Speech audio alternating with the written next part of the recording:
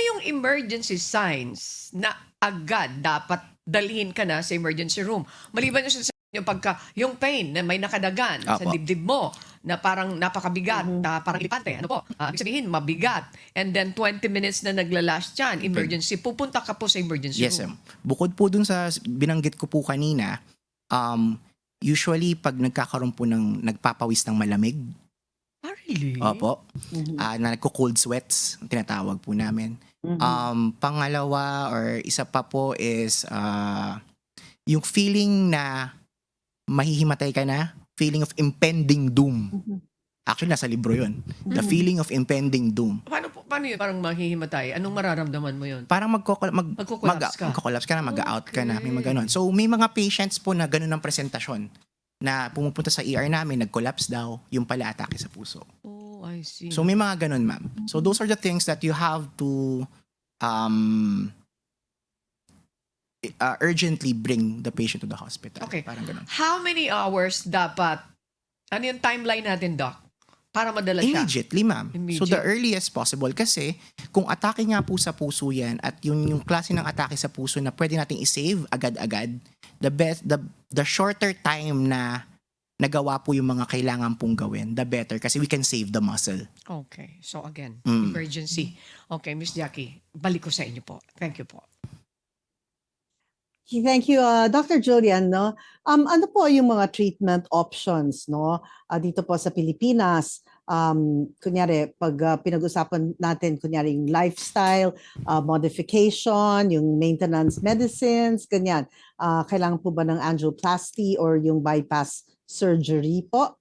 Dr. Okay. Julian? Sige, of course, ano po yung cornerstone of treatment naman po talaga in any non-communicable disease is lifestyle modification. Katulad ng exercise, eating correctly, tawag dito. Tapos, iko-control din po natin ang mga risk factors tulad ng hypertension. So, you have to drink your medications. Sa diabetes, ganun din. We have to drink your medications. Sa mga gamot na binibigay, may mga gamot po kasi na binibigay na pampaluwag ng ugat Okay. ng puso. So, pag sumisikip siya, parang pinapalaki po niya ng konti. Okay, parang, Pero, the gamot or yung gamot po, it can only do so much, kumbaga. That's why if the patient cannot be controlled with the medications, that's when we try to offer intervention. that is... Angiogram, angioplasty, or bypass. Okay. Yung angiogram basically po is imaging lang. So titingnan lang namin po kung may mga bara sa ugat ng puso. At kung dun sa ugat po nanggagaling yung mga simptomas po ng pasyente. Okay. Okay, ang angiogram, it's a relatively short procedure, mga 15 to 30 minutes, depende. Maglalagay po ng tubo pamula sa ugat po dito sa wrist, papunta po sa puso. Lalagay ng dye, tapos kukunan po ng mga camera. Tapos natin makikita kung may bara. Kung may bara man po, titingnan po kung yung mga bara is mas maganda bang i-angioplasty or mas maganda bang i-bypass. Depende sa number ng bara, sa number po, sa lugar po ng pagkabara, at saka kung anong mga ugat po yung barado. So depende po yan. So the management will depend after the coronary angiogram. Which is the cheaper? Cheaper na ano ba? The procedure. Is it the angioplasty or is it the open heart surgery? It depends, ma'am, sa number. Kasi ang angioplasty, it will depend on the number of stents na ilalagay. Opo. So, dun sa bypass, so pwedeng mangyari, kunyari, isang ugat lang or isang stent lang ilalagay, pwedeng mas mura po ang Pero kung angioplasty. marami. Kung Baka mas pito. maging mas mahal po ang Okay. angioplasty. Depende po. I asked a while ago, Miss Jackie, let's say for example, kung halimbawa ako, may nararamdaman ako, immediate gusto ko, Doc, i-angiogram mo ako because I want to find out kung may bara yung aking ugat. Ugat. Will you say yes?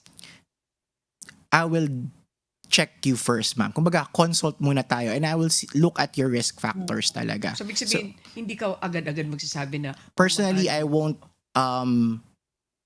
kagad sa mag-recommend ng Oo. angioplasty. So, titingnan ko muna, ma'am. Again, sinabi ko sa inyo kanina, for patients na hindi nagre-respond dun sa medications na pampa-impis po nung chest pain, dun po ako magre-recommend na po sa inyo. Okay. Halimbawa, may patient na, I can afford naman to pay the angiogram. I can afford naman to pay the angioplasty. You do it now because I just want to find out and check it. Okay. Right away. So ideally, sabi ko nga po sa inyo, I should explain the risks of the procedure.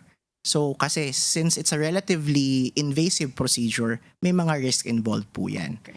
So if I can manage you or magamot kita non-invasively, syempre mas maganda po yun. Okay. Ganda lang, Opo. galing naman ni Doc. Yun po.